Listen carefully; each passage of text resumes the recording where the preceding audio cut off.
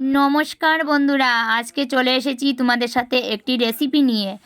দেখো, আমি গোবিন্দভোগ চাল আমি ভিজিয়ে রেখেছিলাম। ভিজিয়ে রাখার পর আমি কতক্ষণ টাইমটা আমি রেখেছিলাম, মানে জলটা একদম শুকনো হয়ে গেছে। কারণ জলটা যদি না শুকায় তাহলে মানে পোলাও বানাবো, সেই জন্য পোলাওটা বানানো সাকসেসফুল হবে না। আমি চালের মধ্যে দিয়ে দিচ্ছি মানে আদা বাটা। দেখো বন্ধুরা, আদা দিয়েছি, তারপর কাঁচা লঙ্কা দিয়েছি, একদম অল্প পরিমাণে কাঁচা লঙ্কা দিয়েছি, তারপর দিয়ে দিয়েছি লবণ, তারপর চিনি দিয়েছি 3 চামচের মতো। পোলাওটা দারুণ লাগে খেতে, একটু মিষ্টি মিষ্টি হলে ভালোই লাগে। তার মধ্যে দিয়ে দিয়েছি আমি ঘি, অনেকটা কিন্তু ঘি দিয়েছি, কারণ ঘি পোলাওর মধ্যে যতটা ঘি দেবো আমার মনে হয় ততটাই ভালো লাগে। আর ফ্রাইড রাইস কম ঘিতে ভালো লাগে, কিন্তু পোলাওর মধ্যে ঘিটা আমার বেশি ভালো লাগে।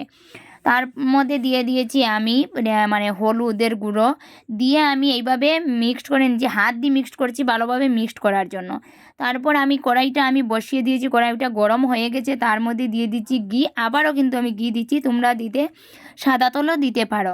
আমি দিয়ে দিচ্ছি ঘি, তার মধ্যে দিচ্ছি আমি ওই যে ডালচিনি, তেজপাতা, তার মধ্যে দিয়ে দিচ্ছি আমি কাজু বাদাম আর কিশমিশ ভিজিয়ে রেখেছিলাম ওইগুলো দিয়ে, আমার বাজাটা বেশি হয়ে গেছে আর তাড়াতাড়ি করে। তার মধ্যে দিয়ে দিচ্ছি আমি ওই যে চাল আমি মেখে রেখেছিলাম 5 মিনিটের জন্য, ওইটা দিয়ে দিয়েছি। দেওয়ার পর আমি ভালোভাবে আমি দেখো নাড়াচাড়া করে একদম মিক্সড করে নিচ্ছি। আর যত ওইগুলো মানে ভাজবো ততটাই খেতে দারুণ হবে, সেই জন্য আমি ভালোভাবে ভাজছি। 5 মিনিটের মতো আমি একদম হালকা স্টিমে ভেজে নিয়েছি।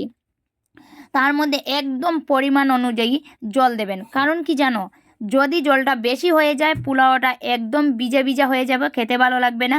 আর একদম যদি কম হয়ে যায় তারপর ওটা শক্ত হয়ে যাবে, খাওয়া যাবে না। সেই জন্য পোলাওর মধ্যে একদম খুব ভালোভাবে মাপ মতো জলটা দিয়ে দেবেন। তারপর দেখো আমার কি সুন্দর হয়ে গেছে, দেখতে পাচ্ছো। তার মধ্যে আমি দিয়ে দিচ্ছি কিন্তু গরম মশলার গুঁড়ো দিয়ে আমি হালকাভাবে কিন্তু আমি এরকম হাতা দিয়ে সুন্দরভাবে আমি নাড়াচাড়া করে গরম মশলাটা মিক্সড করে দিচ্ছি। তোমরাই বলো আমাদের এই আমার এই পোলাওটা তোমাদের কাছে কীরকম লাগছে। প্লিজ তোমরা কিন্তু কমেন্টে জানাতে ভুলবে না। আর এইভাবে রেসিপি যদি দেখতে চাও তোমরা কমেন্টে আমারে জানাবে, আমি তোমাদের সঙ্গে রেসিপি শেয়ার করব। আর তারপর তো খেতে বসে যাব, কারণ অনেকটা লেট হয়ে গেছে। টাটা বন্ধুরা।